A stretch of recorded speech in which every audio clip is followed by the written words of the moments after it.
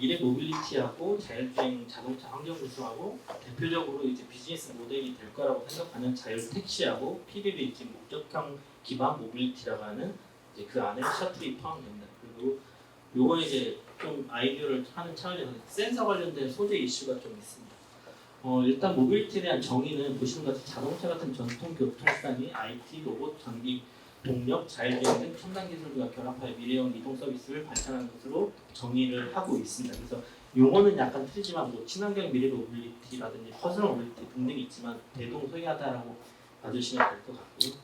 엔진차의 피크아웃은 이게 이제 코스트 페리티라고 해서 내연기관차하고 전기차하고 가격이 동등한 시점이 온다라는 가정이고요. 이거는 배터리 가격이 당연히 다운이 되면 이제 내연기관차하고 가격이 비슷해진 시점을 약 2025년 내외로 보고 있습니다. 그러면 이제 내연기관차보다 이제 전동 친환경차를 사는 사람이 많았죠. 그 이유는 이제 말 그대로 여러 가지 규제 때문에 그럽니다. 환경 규제도 있고요, 이산화탄소 규제도 있고 그런 부분이고 기존에 이제 산업 밸류나 체인이 있기 때문에 이제 버리지는 못하고요. 친환경 차도 약 30에서 50% 정도의 차지하는 비율로 자동차 시장을 차지하는 비율로 정책을 펴고 있다라고 보시면 될 것 같습니다. 그래서 보조금을 많이 줄이는 것도 이제 이런 하나의 일련의 그런 작업이라고 보시면 되고요. 여기서 말씀드리고 싶은 거는 기술을 이제 개발하고 하는 것도 좋지만 기술을 보유하고 이제 활용하는 게 오히려 더 중요한 시대가 앞으로 될 거라는 걸 보여주고요. 챗 GPT가 예를 들어서 그런 대표적인 사례로 챗 GPT를 어떻게 활용하냐에 따라서 그 부가가치가 엄청난데 챗 GPT를 만드는 데 시간을 쓰는 것보다 오히려 활용을 해서 또 다른 가치를 창출하는 게 더 이익이 된다라고 보시면 될 것 같습니다. 이거는 이제 앞으로 산업 생태가 이렇게 달라진다는 거고요. 자율주행에 대해서 말씀드리면 자율주행은 지금 저희가 타고 있는 건 레벨 2입니다. 2. 그리고 우리나라 현대차가 올해 말에 G90 레벨 3를 이제 개발을 양산을 할 거고요. 레벨 3가 뭐냐? 제한적이지만 이제 운전을 이제 자동차한테 넘길 수 있다는 겁니다. 하지만 이제 운전자는 전방 주시를 해야 됩니다. 그러다 보니까 이제 기존에는 이제 전방 주시 의무가 이제 법적으로 당연히 해야 되는 거였으면 이제 자율주행 기술이 레벨이 3되고 4되고 5되고 하면 이제 하지 못했던 행동, 지금 내추럴스틱 드라이빙이라고 보통 표현을 하는데 뭐 물 마시고 뭐 심지어 이제 수면까지 가는 이제 상황까지 고려를 할 수 있지만 그게 근시일내로 되지는 않을 거라고 보이시는 부분이고요. 국가적으로는 이제 레벨 4 플러스를 이제 개발하고 있다라고 보시면 될 것 같습니다. 레벨 4 플러스는 비상 상황일 때 운전자가 대응을 하지 않아도 되고 자동차가 알아서 가다가 쓰던 아니면 갓길을 유도하던 자동차가 스스로 알아서 해주는 그런 레벨 기술 수준이라고 보시면 됩니다. 그럼 자율주행이 되면 운전자는 뭐가 달라지냐? 자율주행이 아닐 때는 운전자는 당연히 드라이빙 퍼포먼스 즉 조작을 하는 핸들하고 이제 페달 비율을 조작하는 거에 대해서 이제 포커싱 많이 되어 있다 하면 자율주행이 되면 그 이외의 동작입니다. 이제 세컨더리 테스트라고 저희는 표현을 하는데 인포테인먼트 쪽으로 훨씬 더 그 가치가 넘어갈 거라고 그래서 드라이빙 익스피리언스라고 표현을 합니다.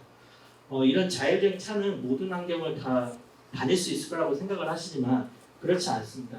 차속, 지형, 도로, 환경, 교통 상황, 시간대에 따라서 다닐 수 있는 지역이나 이제 지역이 이제 제한되고 다닐 수 있는 차종이 제한됩니다. 그래서 보시면 공간이 폐쇄되어 있는지 아니면 한정된 차량들만 다니는지 전용 차선이 있는지 등등에 따라서 다닐 수 있는 차들이 이렇게 명명이 되고요. 그런 거는 우리가 이제 일반 차로 사면 알듯이 제품 설명서처럼 이렇게 자율주행 차도 등급이 나눌 거라고 보시면 될 것 같습니다. 자율주행 차의 시장 전망은 지금 이제 레벨 3 시장을 보고 있는 거고요. 레벨 4를 얘기하고 있지만 레벨 4가 나와 있는 거예요. 셔틀밖에 없습니다. 그리고 화물차의 군집주행밖에 없는 거고요. 승용차의 레벨 4를 얘기하는 데는 거의 없다라고 보시면 되고 지금은 시범 사업을 하고 있는 단계라고 보시면 돼요. 그래서 시장 예측 조사도 보시면 레벨 2, 3가 뭐 상당히 많은 시장을 차지하고 있다라고 보시면 됩니다. 레벨 이제 완전 자율주행을 위해서 많은 업체들이 노력을 했지만 결국은 아직은 때가 이르다라는 결론에 이르렀습니다. 그래서 포드나 폭스바겐 투자 중단했고요. 이제 애플이나 이제 테슬라 등등 토요타 이제 완전 자율주행 힘들다. 그래서 결국 반자율주행 즉 레벨 3입니다. 운전자하고 기계가 협조를 해야지만 이게 자율주행을 좀 더 보급할 수 있다는 이제 결론에 달았고요. 그래서 지금 시대는 레벨 3 시대라고 봐주셔도 될 것 같고 그 시대는 여기 키스텝에 우리나라 이제 그 여기 한국과학기술평가기획평가원에서 우리나라 이제 어떻게 보면 기술에 대한 이제 수명이나 그런 걸 전망하는 이제 기관이라고 보시면 되고요. 여기서도 보시면 레벨 4에 대한 걸 2033년을 보고 있습니다. 그럼 앞으로 10년이죠. 그 10년 안에는 레벨 3가 많은 부분을 차지할 거라고 봐주시면 될 것 같습니다. 실제 이제 해외에서도 레벨 3를 이제 양산을 했고요. 첫 번째는 일본 혼다 레전드가 세계 최초로 100대 한정이지만 양산을 했습니다. 두 번째로 벤츠가 양산했습니다. 그러면 세 번째가 이제 우리나라가 올해 나오면 이제 세 번째가 되는 그런 상황으로 봐주시면 되고요. 이렇게 자율주행 기술 레벨이 올라가면 올라갈수록 이제 기존의 안전 중심에서 이제 편의 중심으로 넘어간다고 보시면 되고요. 그러다 보니까 이런 엔터테인먼트 쪽, 인포테인먼트, 즉 UX, UI 이제 이런 게 왜 중요하지라고 생각하실 수 있는데 전통적으로 자동차 하셨던 분들은 이런 부분에 관심이 없으시기도 하고요. 이해를 못 하시는 분도 많습니다. 사용자 경험 있는 게 뭐지? 라는 부분에서 이해를 못 하시는 부분이 많아서 근데 앞으로 이런 부분이 결국 이제 가치를 창출하고 결국 차별화되는 요소로 봐주고 있기 때문에 꼭 자동차 업체가 아니더라도 여러 이제 가전이나 이제 IT 업체들이 이런 분야에 집중적으로 좀 투자를 하고 있다라고 보시면 되고요. 이제 소비자 대상 구매 기준도 보시면 당연히 안전성도 중요하지만 여러 가지 이제 편리함, 편안함, 즉 어떻게 보면 이제 편의 중심으로 많이 이제 추세가 이제 옮겨간다라고 봐주셔도 될 것 같습니다.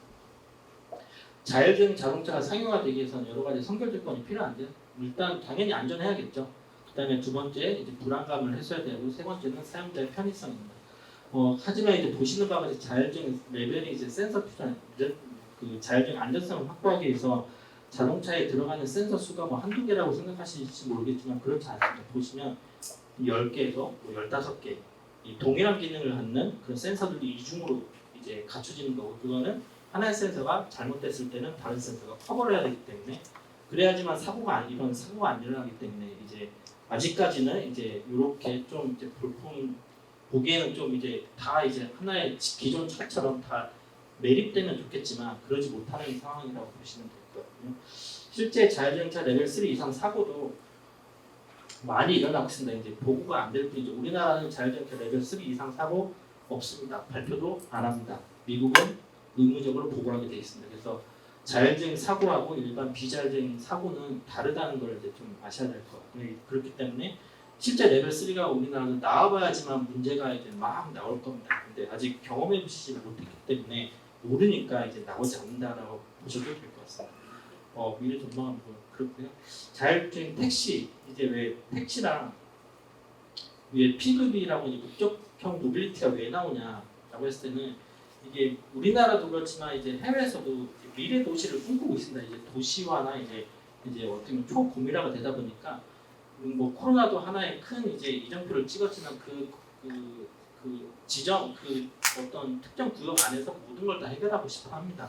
그러다 보니까 거기에 있는 이제 차 없는 거리를 선호하고 이제 그 지역에서 모든 이제 의식주를 해결하기 원하고 그러면 차가 많으면 안 되겠죠. 그러다 보니까 공유형의 이제 하는 플랫폼을 좀 원하고 있고 우리나라도 뭐 파리, 뭐 부산, 대전, 제주 이제 등등도 이런 걸 정책적으로 추진하는 그런 부분으로 봐주시면 됩니다.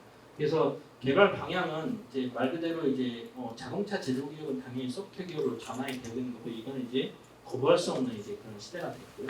연결과 지능을 핵심으로 해서 제조하고 서비스가 융합되는 시장을 앞으로는 보실 겁니다. 그래서 현대차가 이제 제조만 하는 회사가 아니고 모빌리티 회사라고 이제 도요타도 말하고 있는 게 이제 이런 부분을 봐주시면 될 것 같고요. 그래서 기존에는 이제 단순히 이동이 아니고 이제 앞으로는 삶과 이동성에 대한 전반적으로 큰 변화가 있을 겁니다. 그래서 이동 중심의 마스가 있고요, 물류 중심의 라스가 있고, 그다음에 이 두 개를 통틀어서 하는 이제 타스라는 교통 관점의 이제 서비스가 있습니다. 이게 더 나가면 뭐냐? 타프입니다. 재미를 요구할 겁니다. 당연히 사람은. 왜냐하면 아무것도 안 해도 되기 때문에 이런 물류나 이동이나 이제 그런 게 자유롭게 되면 당연히 재미를 요구할 거라고 보여지는 바이고요. 자율 택시는 보시면 같이 이제 크게 이제 승용에서 이제 자율 택시를 말을 하고 있고요.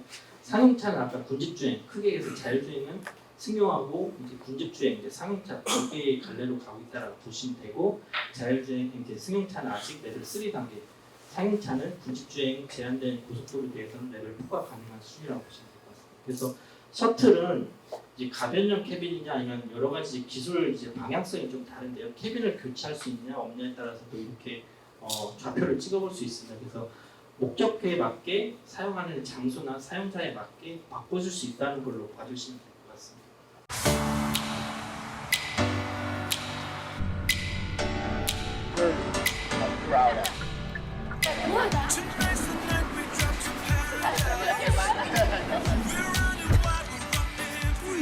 Kinda looks like you.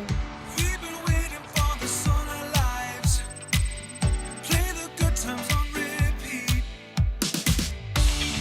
Moving my feet. Back to the beat. Missing my soul. Breaking it down. I'm here on the floor. Turn it up loud. Give me more. Let me introduce you to my driver. Boom! There is nobody driving. My bad, I'm sorry. Never gonna stop. Tonight's the night we set the world on fire. And feel the music in our hearts. Now we're giving in to every desire. 'Cause this is who we are. You feeling what I'm feeling? Put your hands up to the ceiling. Let's take it to the top now. We're loving like we're living. For the loved ones, we're innovating self-driving mobility to be reliable at all times. Innovation begins from very human things.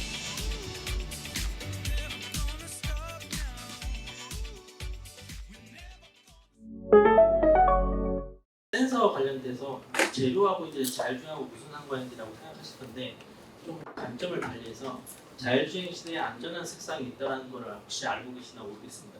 이게 환경 주로 이제 자율주행하기 위해서 필수적으로 쓰는 센서가 라이다, 카메라, 레이더라고 보통 이제 일컬어지고 있는데 이 라이다의 특성상 검은색은 이제 라이다가 인식하기 어렵다는 기존의 이제 도료입니다. 도료에서는 어렵다는 그런 이제 테스트 결과가 나오다 보니까 오히려 색상을 이제 바꿔주거나 아니면 특수한 도료의 재질을 개발해야 될 필요성이 있고요. 이런 것처럼 이제 색상이 이제 검은색은 좀 더 없어진다는 걸로 봐주시면 될 것 같고요. 카메라나 이제 라이다도 이제 사람이 보는 시각하고 이제 즉 센서가 보는 시각은 다르기 때문에 이런 걸 어떻게 내가 운전하지 않기 때문에 이런 물리적으로 어떻게 좀 인지하기 쉽도록 해줄 수 있는지에 대한 고민이 필요한 부분이고요. 그다음에 카메라는 이제 앞서 말씀드린 반사를 어떻게 잘 이용할 건지에 대한 부분이 있습니다. 그다음에 자동 세차, 즉 우리도 세차를 하지만 자율적인 차 탔을 때 세차를 하게 되면 아까 로봇 택시를 보셨듯이 여러 가지 센서들이 외부에 달리는데 이게 이제 물론 손세차를 할 수도 있지만 손세차도 마찬가지로 이런 자동 세차에 들어갔다 나오면 당연히 캘리브레이션이 틀어질 거고 틀어지면 당연히 인식에 영향을 받을 거고 자율적이 안 되는 상황이 많이 생길 겁니다. 그런 부분에서 이제 센서에 대한 이제 위치의 캘리브레이션도 중요하고 아까 오염에 대한 것도 이제 뭐 물을 뿌려준다든지 아니면 이렇게 초음파 센서를 이용해서 떨림을 이용해서 진흙을 털어낸다든지 하는 그런 어떤 기술들이 점점 요구하고 있는 부분이고요. 또 하나 이제 이렇게 이제 벌레 이슈가 많습니다. 이제 고속도로 달리고 나면 이제 벌레 엄청 많이 붙죠. 그럼 이제 센서에 붙으면 이게 인지를 못하는 부분도 있고요. 이제 지문이라든지 여러 가지 이제 뭐 이제 재료의 이제 특성상 이제 기존에는 내가 운전하니까 별 문제가 안 됐지만 내가 운전하지 않아서 일어나는 문제들이 다양하게 이제 이런 소재 분야에서도 개발이 필요하다는 걸 마지막으로 제 발표를 마치도록 하겠습니다. 네, 감사합니다.